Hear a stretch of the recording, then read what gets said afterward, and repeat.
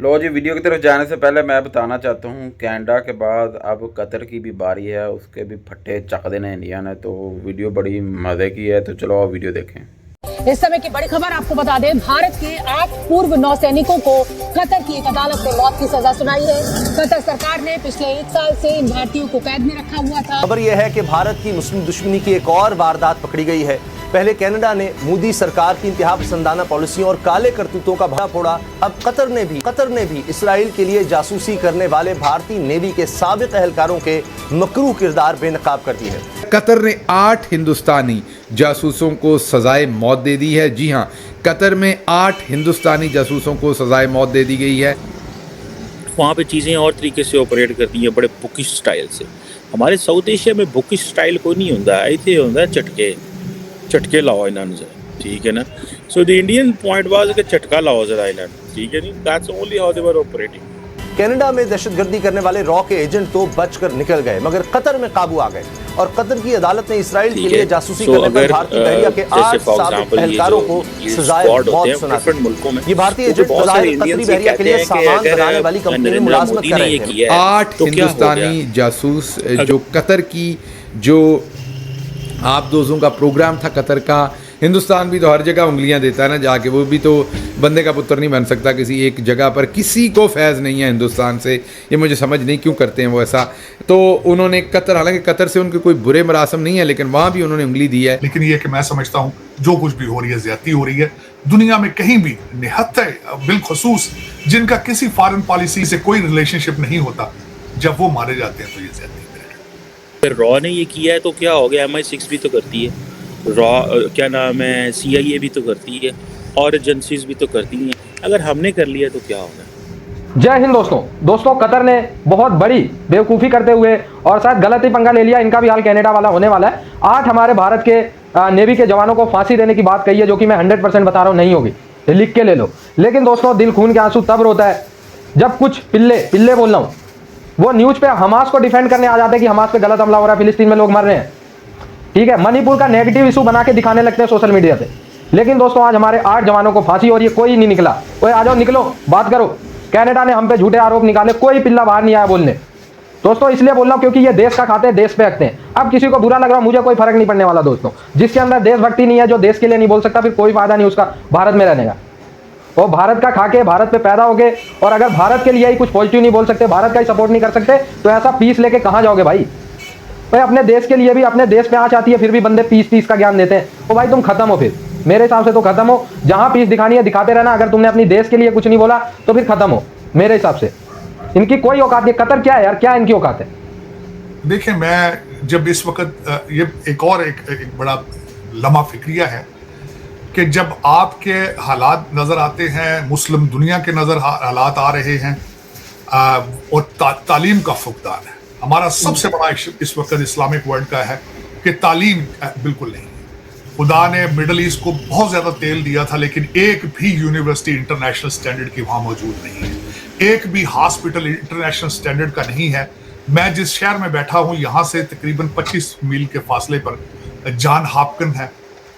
इलाज कराने आज भी मिडल ईस्ट के लोग वहां आते हैं, अफसोस के साथ। मगर अंदरूनी खाना खुफिया मालूमात इसराइल तक पहुंचा रहे थे। सच यह है कि पाकिस्तान ने बार बार दुनिया की तवज्जो भारतीय दहशतगर्दी की तरफ दिलवाई।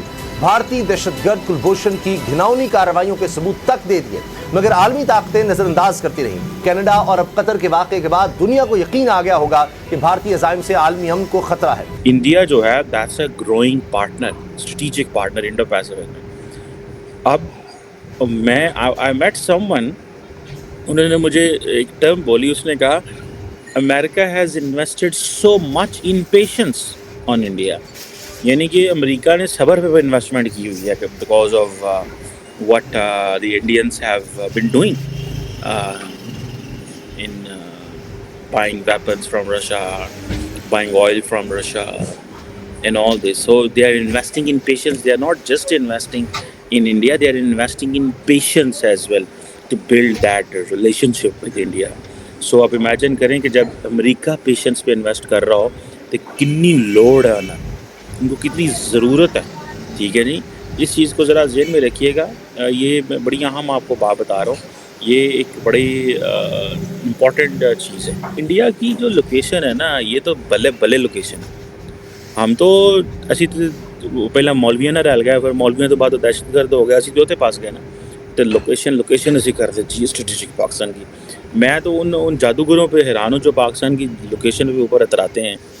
लोकेशन तो कटारे साहब बनाई है, चीन से कम्पीट नहीं कर सकते इंडस्ट्री में। ईरान ग्लोबली सैंक्शनड है, अफगानिस्तान ਨਾਲ ਤੁਸੀਂ ਗੱਲ ਨਹੀਂ ਕਰਨਾ ਚਾਹੁੰਦੇ। ईरान ਦੇ ਨਾਲ ईरान ग्लोबली सैंक्शनड है, चाइना से हम कम्पीट नहीं कर सकते। इंडिया ਨਾਲ ਸਾਡੀ अजलों की लड़ाई है। ये लोकेशन का दी कटे थे साथ ही। ईरान हमारा जो है ना वो एनिमी कंट्री आपने बनाया हुआ पिछले कितने सालों से। तो हमारी लोकेशन क्या है भाई? समंदर ही समंदर, साढ़ा तो सिर्फ समंदर ही रह गया। चीनियों की ना सानू समझ आती ना उनको हमारी समझ आती है। वो चीनी क्या कह रहे हैं, हम क्या कह रहे हैं, कख पल्ले नहीं पड़ता ना उनके ना हमारे। ठीक है, उनको कुछ पता नहीं पाकिस्तानी क्या कह रहे हैं। बहुत बड़ा कल्चरल बैरियर है। आप चीन से हम चीन करते हैं, साढ़े लीडर जाते हैं पाई दफा चीन साढ़ा यार, चीन साढ़ा यार है। और पा मेरे चीन साढ़ा यार है, पर गल ये कि मतलब हम कुछ कर थोड़े सकते हैं। हमने क्या करना है चीन के साथ? ठीक है, ना हमारे कल्चरल कनेक्शन, ना कुछ और, ना लेनी ना देनी, इस तरह की चीज़ें। सो ये मैं चीज़ समझता हूँ कि ये जो है ना इंडिया की location, Indo Pacific, that's the best location भाई। उन्होंने पकड़ के अभी देखे ना, इजराइल हमास में अमेरिका और इजराइल इकट्ठे हो गए। अमेरिका, इजराइल, इंडिया, ठीक है। साथ ही उन्होंने गज़ा में सपोर्ट भी भेज दी, उन्होंने सपोर्ट भी भेज दी है। ठीक है, 2 स्टेट सोल्यूशन की बात भी इंडियंस करते हैं। सो इंडिया ने अपने आप को बड़ा, जिसे कहते हैं ना, बहुत ज़्यादा बैलेंस में रखा हुआ है। अगले दिन मैं डॉक्टर जयशंकर को तो दुनिया की नजर किसी और प्रोजेक्ट पे है, साइंटिफिक अचीवमेंट्स पर है, तालीम पर है। लेकिन दुख के साथ कहूंगा कि आज मुसलमान उम्मा जो है और पाकिस्तान, वो बजाय आगे जाने के वो जिहाद और इस तरह की चीज़ों में फंसे हैं। हालांकि मैं समझता हूँ जिहाद भी होगा तो इंफॉर्मेशन टेक्नोलॉजी के साथ ही होगा। अगर करना है जहालत के खिलाफ अपना जिहाद करें, अपनी गुर्बत के खिलाफ जिहाद करें। ये जिहाद ये गलत लोगों को डायरेक्ट करना, लोगों को इंग्लिश और मैथ पढ़ने से रोकना, अपने बच्चों को लंदन और टोरंटो में पढ़ाना, मेरे ख्याल में ये सख्त ज्यादती है। मैं इस चीज़ का सख्त नाक़िद रहा हूँ और नाक़िद रहूँगा।